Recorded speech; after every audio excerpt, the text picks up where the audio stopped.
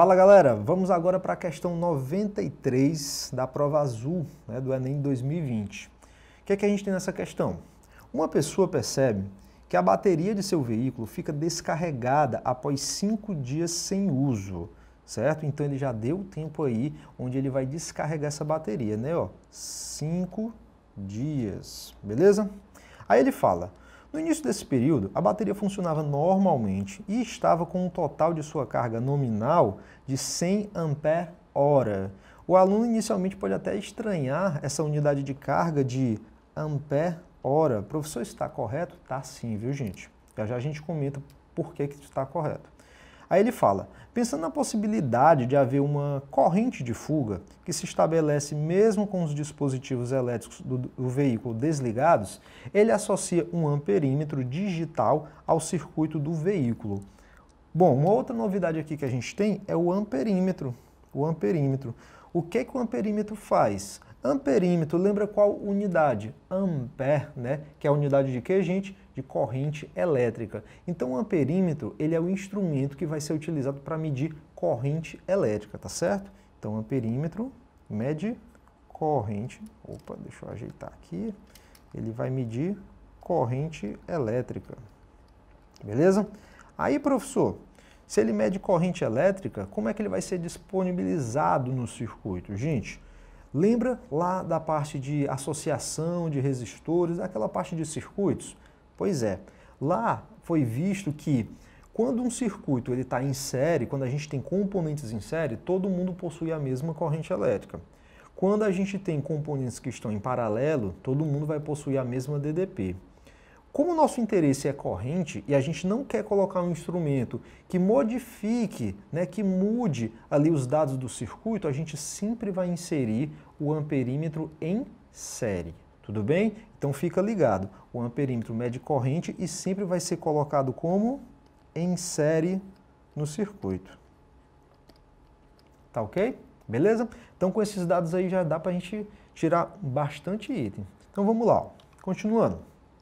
Aí ele fala: qual dos esquemas indica a maneira com que o amperímetro deve ser ligado e a leitura por ele realizada?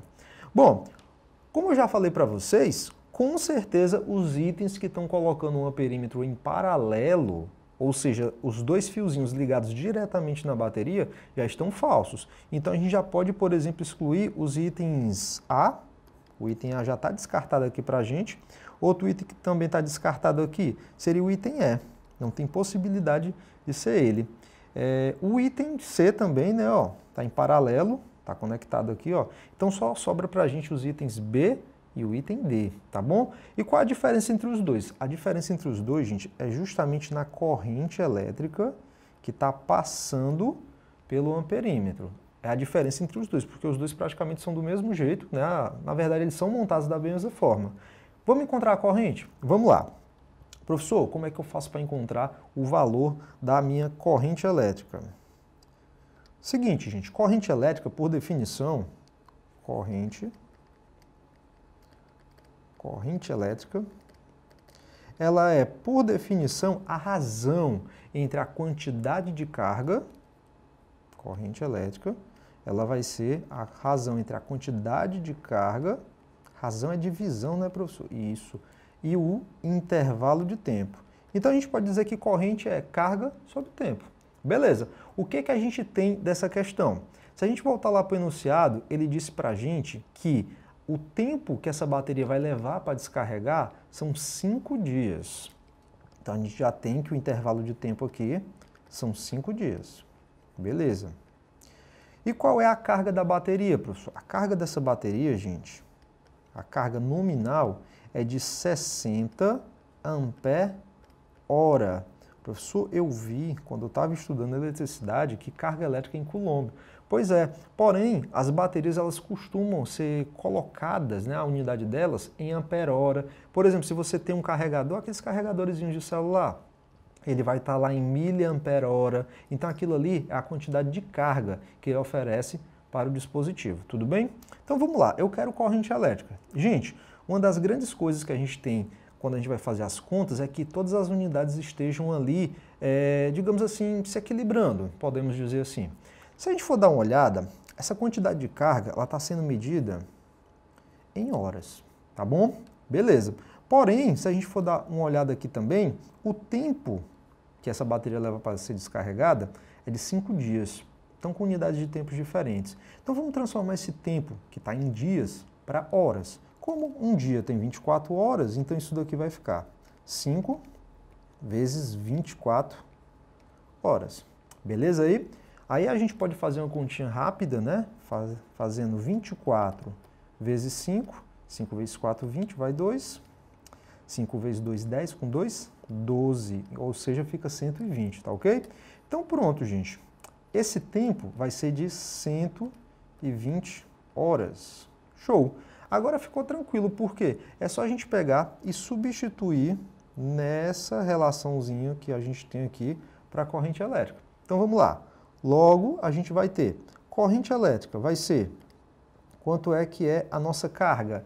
60 ampere-hora, então fica 60 ampere-hora. Deixa eu só ajeitar isso aqui, para ficar um pouquinho mais reto.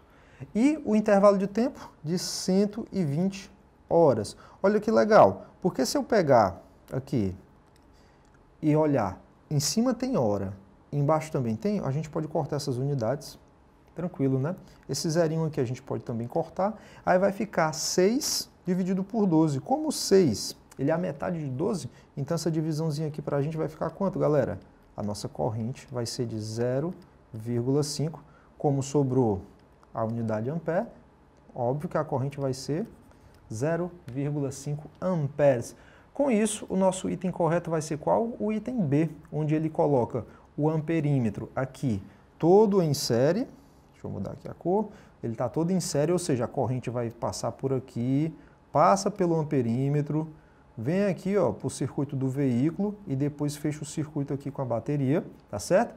E está passando uma corrente elétrica de quanto no amperímetro? De 0,5.